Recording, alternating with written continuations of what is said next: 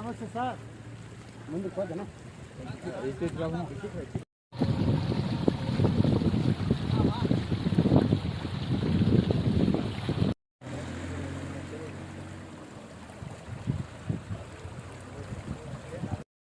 కిరాలు కూడా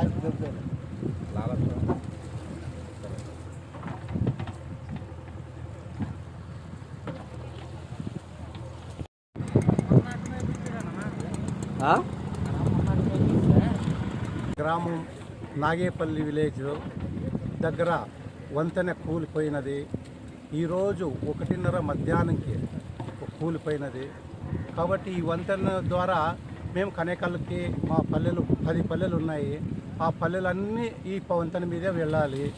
కాబట్టి ఈ రోజుతో మా పోయే స్కూల్ పిల్లలు మళ్ళీ నిత్యావసర సరుకులు తీసుకొచ్చే పోవాలన్నా కనేకల్కి పోవాలి.